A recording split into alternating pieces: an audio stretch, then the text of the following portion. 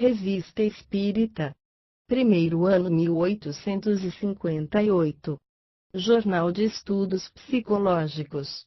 Publicada sob a direção de Allan Kardec. Todo o efeito tem uma causa. Todo o efeito inteligente tem uma causa inteligente. O poder da causa inteligente está na razão da grandeza do efeito. Título original em francês, Revue Spirit Journal d'études psychologiques. Tradução, Salvador Gentili. Revisão, Elias Barbosa. Primeira edição. 1000 exemplares em 1993. Segunda edição. 300 exemplares em 2001. 1993 Instituto de Difusão Espírita. Janeiro de 1858. Introdução. A rapidez com a qual se propagaram, em todas as partes do mundo, os fenômenos estranhos das manifestações espíritas, é uma prova do interesse que causam. Simples objeto de curiosidade, a princípio, não tardaram em despertar a atenção dos homens sérios que entreviram, desde o início, a influência inevitável que devem ter sobre o estado moral da sociedade. As ideias novas que dele surgem, se popularizam cada dia mais, e nada poderia deter-lhes o progresso, pela razão muito simples de que esses fenômenos estão ao alcance de todo mundo, ou quase todo, e que nenhuma força humana pode impedi-los de se produzirem. Se os abafam em algum ponto, eles reaparecem em outros. Aqueles, pois, que poderiam, nele, ver um inconveniente qualquer, serão constrangidos, pela força das coisas, a sofrer-lhes as consequências, como ocorreu com as indústrias novas que, na sua origem, feriram interesses privados, e com as quais todo o mundo acabou por se ajeitar, porque não se poderia fazer de outro modo. O que não se fez e disse contra o magnetismo. E, todavia, todos os raios que se lançaram contra ele, todas as armas com as quais o atingiram, mesmo o ridículo, se enfraqueceram diante da realidade, e não serviram senão para colocá-lo mais e mais em evidência. É que o magnetismo é uma força natural, e que, diante das forças da natureza, o homem é um pigmeu semelhante a esses cãezinhos que ladram, inutilmente, contra o que os assusta. Há manifestações espíritas como a do sonambulismo, se elas não se produzem à luz do dia, publicamente, ninguém pode se opor a que tenham lugar na intimidade, uma vez que, cada família, pode achar um médium entre seus membros, desde a criança até o velho, como pode achar um sonâmbulo. Quem, pois, poderia impedir, a qualquer pessoa, de ser médium ou sonâmbula? Aqueles que combatem a coisa, sem dúvida, não refletiram nela. Ainda uma vez, quando uma força é da natureza, pode-se detê-la um instante, aniquilá-la, jamais. Não se faz mais do que desviar-lhe o curso. Ora, a força que se revela no fenômeno das manifestações, qualquer que seja sua causa, está na natureza, como a do magnetismo, não será aniquilada, pois, como não se pode aniquilar a força elétrica. O que é preciso fazer, é observá-la, estudar-lhe todas as fases para, delas, deduzir as leis que a regem. Se for um erro, uma ilusão, o tempo lhe fará justiça. Se for a verdade é como vapor, quanto mais se comprime, maior é a sua força de expansão. Espanta-se, com razão, que, enquanto na América só os Estados Unidos possuem 17 jornais consagrados a essas matérias, sem contar uma multidão de escritos não periódicos, a França, o país da Europa, onde essas ideias foram mais prontamente aclimatadas, não possua um único. Início da nota da editora. Não existe, até o presente momento, na Europa, senão um jornal consagrado à doutrina espírita, é o Jornal da Alma, publicado em Genebra pelo Dr. Boissinger. Na América, o único jornal francês é o Spiritualiste de La Nouve, L'Orléans, publicado pelo Sr. Barthès. 2, um volume em 89 em segundo col, 3 francos, dentro, Palais Royal, e no escritório do jornal, Rua dos Mártires, número 8. Fim da nota da editora. Não se poderia, pois, contestar a utilidade de um órgão especial, que mantenha o público ao corrente dos progressos desta ciência nova, e o premuna dos exageros da credulidade, tão bem quanto contra o ceticismo. É essa lacuna que nos propomos preencher com a publicação desta revista, com o fim de oferecer um meio de comunicação a todos aqueles que se interessam por estas questões, e de ligar, por um laço comum, aqueles que compreendem a doutrina espírita sob o seu verdadeiro ponto de vista moral, a prática do bem e da caridade evangélica com relação a todo o mundo. Se não se tratasse senão de uma coleta de fatos, a tarefa seria fácil. Eles se multiplicam, sobre todos os pontos, com uma tal rapidez, que a matéria não faltaria, mas os fatos unicamente tornar-se-iam monótonos, pela sequência mesma do seu número e, sobretudo, pela sua semelhança. O que é preciso, ao homem que reflete, é alguma coisa que fale a sua inteligência. Poucos anos decorreram desde a aparição dos primeiros fenômenos, e já estamos longe das mesas girantes e falantes que não foram senão a infância. Hoje, é uma ciência que descobre todo um mundo de mistérios, que torna patente verdades eternas, que não foram dadas senão ao nosso espírito de pressentir, é uma doutrina sublime que mostra ao homem o caminho do dever, e que abre o campo, o mais vasto, que ainda fora dado à observação do filósofo. Nossa obra seria, pois, incompleta e estéril se permanecesse nos estreitos limites de uma revista anedótica, cujo interesse seria bem rapidamente esgotado. Talvez nos contestem a qualificação de ciência que damos ao Espiritismo. Ele não poderia, sem dúvida, em alguns casos, ter os caracteres de uma ciência exata, e está precisamente aí o erro daqueles que pretendem julgá-lo e experimentá-lo como uma análise química, como um problema matemático. Já é muito que tenha de uma ciência filosófica. Toda a ciência deve estar baseada sobre fatos, mas só os fatos não constituem a ciência. A ciência nasce da coordenação e da dedução lógica dos fatos, é o conjunto de leis que os regem. O Espiritismo chegou ao estado de ciência. Se se trata de uma ciência perfeita, sem dúvida, seria prematuro responder afirmativamente, mas as observações são, desde hoje, bastante numerosas para se poder, pelo menos, deduzir os princípios gerais, e é aí que começa a ciência. A apreciação razoável dos fatos, e das consequências que deles decorrem, é, pois, um complemento sem o qual a nossa publicação seria de uma medíocre utilidade, e não ofereceria senão um interesse muito secundário para quem reflita, e quer se inteirar daquilo que vê. Todavia, como nosso objetivo é chegar à verdade, acolheremos todas as observações que nos forem endereçadas, e tentaremos, quanto nos permita o estado dos conhecimentos adquiridos, seja levantar as dúvidas, seja esclarecer os pontos ainda obscuros. Nossa revista será, assim, uma tribuna aberta, mas, onde a discussão não deverá jamais desviar-se das leis, as mais estritas, das conveniências. Em uma palavra, discutiremos, mas não disputaremos. As inconveniências de linguagem jamais tiveram boas razões aos olhos de pessoas sensatas. É a arma daqueles que não a têm melhor, e essa arma reverte contra quem dela se serve. Se bem que os fenômenos, dos quais iremos nos ocupar, se tenham produzido, nestes últimos tempos, de modo mais geral, tudo prova que ocorreram desde os tempos mais recuados.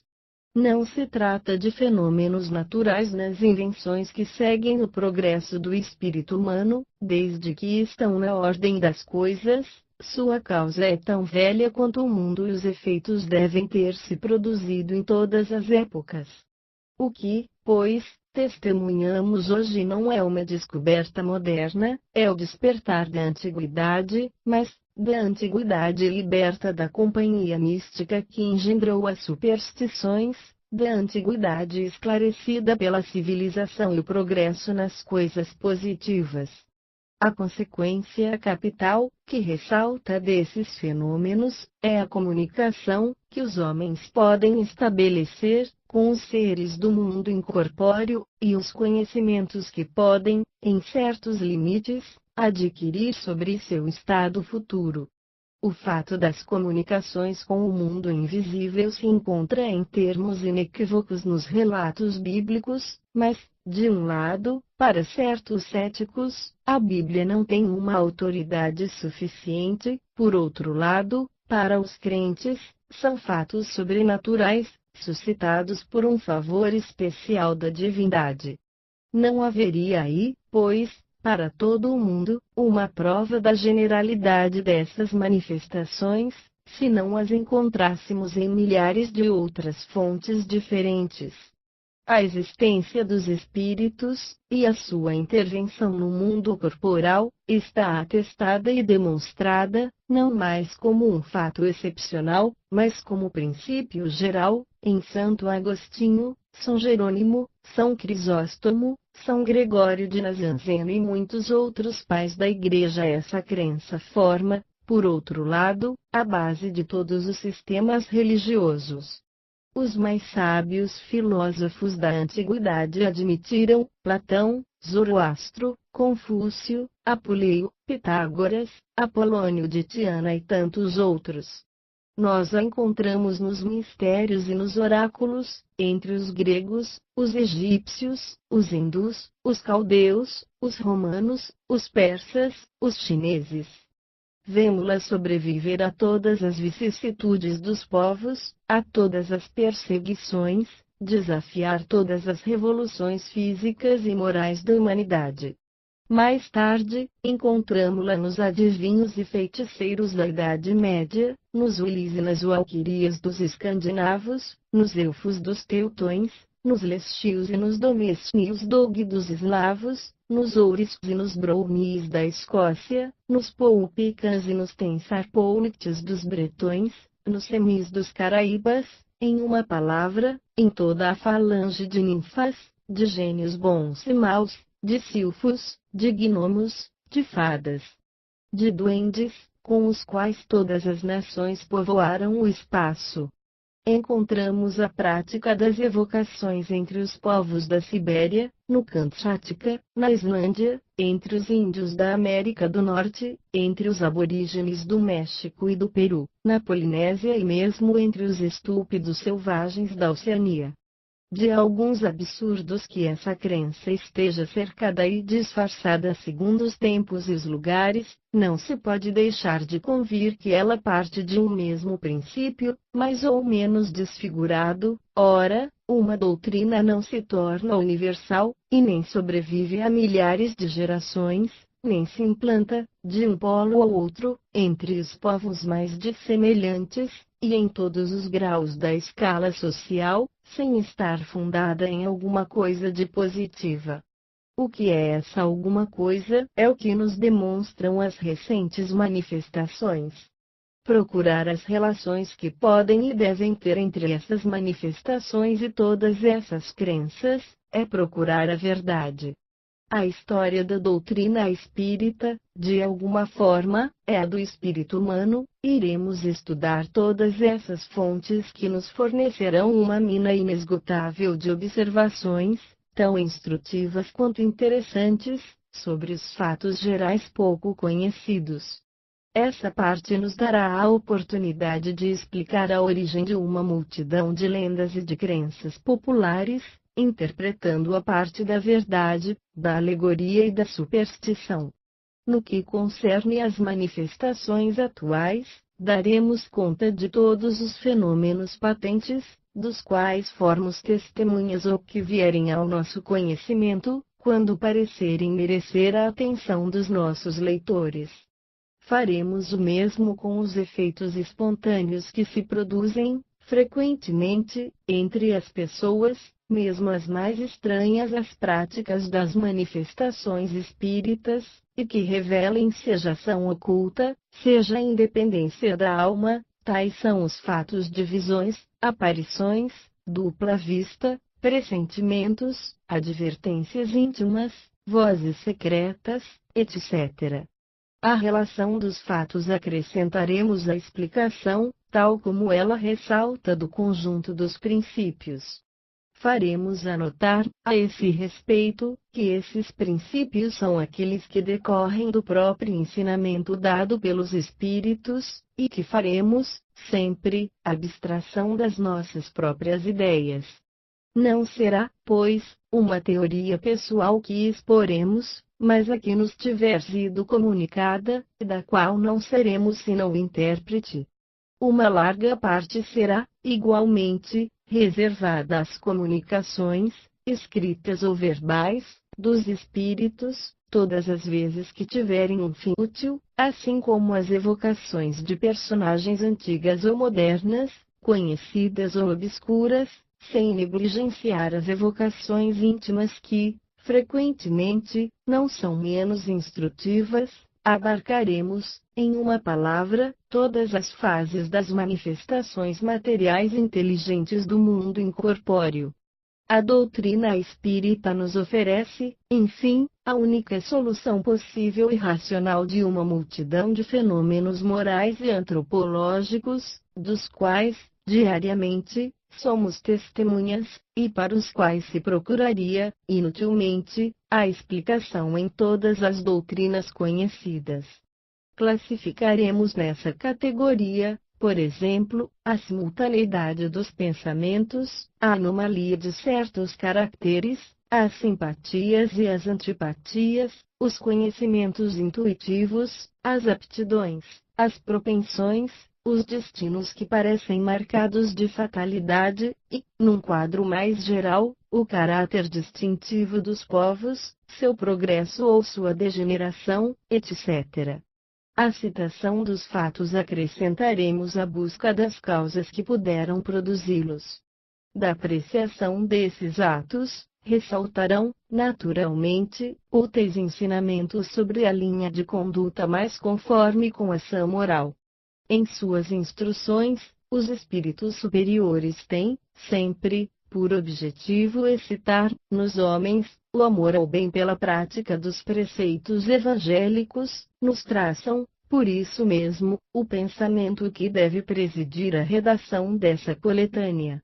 Nosso quadro, como se vê, compreende tudo o que se liga ao conhecimento da parte metafísica do homem. Estudá-la-emos em seu estado presente e em seu estado futuro, porque estudar a natureza dos espíritos é estudar o homem, uma vez que deverá fazer parte, um dia, do mundo dos espíritos. Por isso acrescentamos, ao nosso título principal, o de Jornal de Estudos Psicológicos, a fim de fazer compreender toda a sua importância. Nota: por multiplicadas que sejam nossas observações pessoais, e as fontes em que as aurimos, não dissimulamos nem as dificuldades da tarefa, nem a nossa insuficiência. Contamos, para isso suprir, com o concurso benevolente de todos aqueles que se interessam por essas questões. Seremos, pois, muito reconhecidos pelas comunicações que queiram bem nos transmitir sobre os diversos objetos de nossos estudos. Apelamos, a esse respeito, a sua atenção sobre os pontos seguintes, sobre os quais poderão fornecer documentos. 1. Manifestações materiais ou inteligentes, obtidas em reuniões às quais assistiram. 2. Fatos de lucidez sonambúlica e de êxtase. 3. Fatos de segunda vista, previsões, pressentimentos, etc. 4. Fatos relativos ao poder oculto atribuído, com ou sem razão, a certos indivíduos. 5. Lendas e crenças populares. 6. Fatos de visões e aparições. 7. Fenômenos psicológicos particulares que ocorrem, algumas vezes, no instante da morte. 8. Problemas morais e psicológicos para resolver. 9. Fatos morais, atos notáveis de devotamento e abnegação, dos quais possa ser útil propagar o exemplo. 10. Indicação de obras, antigas ou modernas, francesas ou estrangeiras, onde se encontrem fatos relativos à manifestação de inteligências ocultas, com a designação e, se possível, a citação das passagens. Do mesmo modo, no que concerne à opinião emitida sobre a existência dos espíritos e suas relações com os homens, pelos autores antigos ou modernos, cujo nome e saber podem dar autoridade. Não daremos conhecimento dos nomes das pessoas que queiram nos dirigir as comunicações, senão quando, para isso, formos formalmente autorizados.